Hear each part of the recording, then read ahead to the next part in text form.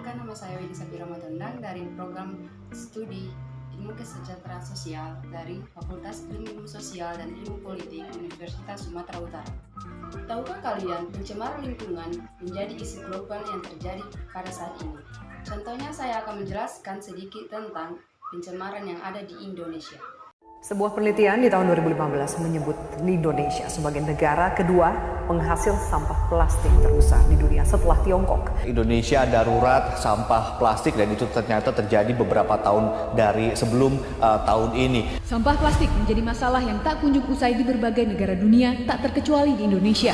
Satu negara, apalagi dari Indonesia, merupakan salah satu, ini bukan kebanggaan ya, penyumbang sampah terbesar di dunia dan sudah sering sekali. Yang mempengaruhi rantai makanan. Bagaimana prosesnya ini?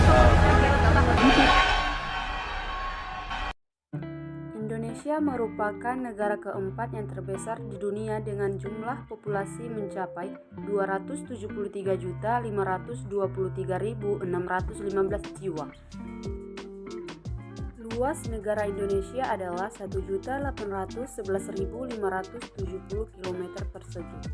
Sehingga jika dihitung setiap kilometer persegi diisi oleh 151 penduduk. Hal ini juga sejalan dengan sampah yang dihasilkan dari data Indonesia menghasilkan sampah sebanyak 175.000 ton setiap hari. Akan tetapi dari banyaknya sampah ini hanya 7,5% saja yang mampu didaur ulang, sisanya sebanyak 10% sampah yang ditimbun dan 5% sampah dibakar dan sisanya terakomodasi di TPA. Timbunan sampah yang menggunung itu selalu menimbulkan pencemaran lingkungan, juga menambah produksi gas metahan dari sampah. Dampak membuang sampah sembarangan. Yang pertama, membuat lingkungan menjadi kotor. Yang kedua, membuat lingkungan jadi tidak sehat. Yang ketiga, membahayakan orang lain. Dan yang terakhir, bisa jadi banjir.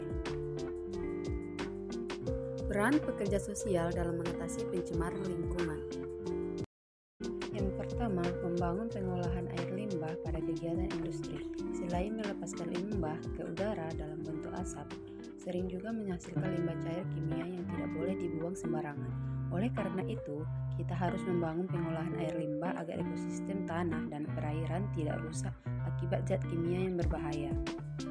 Yang kedua, pengolahan sampah. Sampah terdiri dari berbagai macam jenis, yaitu sampah kimia, organik, dan anorganik. Sampah anorganik dan kimia umumnya lebih sulit diolah kembali. Oleh karena itu, sebaiknya kita mengurangi sampah seperti wadah plastik sekali pakai. Sampah-sampah jenis lain seperti kaca, logam, kertas juga bisa kita olah dengan cara didaur ulang agar lebih menghasilkan barang lain yang dapat digunakan lagi untuk tujuan lain. Oh iya, kita juga tidak boleh membuang sampah sembarangan agar lingkungan tetap lestari. Yang ketiga, melakukan penanaman kembali. Penanaman kembali atau reboisasi sebaiknya dilakukan pada hutan yang luntur. Karena tanpa keberadaan hutan, manusia akan kekurangan bahan makan, kekurangan oksigen, penipisan lapisan ozon, kekeringan, memicu efek rumah kaca, bahkan menyebabkan bencana alam seperti banjir dan longsor. Apalagi tumbuhan berguna untuk menyerap kelebihan karbon dioksida yang digunakan sebagai bahan baku fotosintesis. Hasilnya berupa pasokan oksigen yang digunakan bernapas bagi hewan serta manusia. Jadi, kita sebagai manusia harus melakukan perubahan. Yang pertama, membuang sampah pada tempatnya.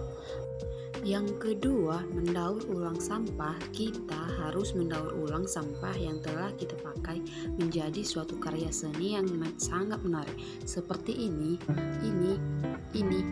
dan masih banyak lagi karya seni yang sangat menarik yang bisa kita buat. Yang ketiga, kita harus mematuhi peraturan di sungai. Jangan sampai kita membuang sampah di sungai karena itu akan merusak lingkungan dan juga menyebabkan salah satu bencana alam, yaitu banjir.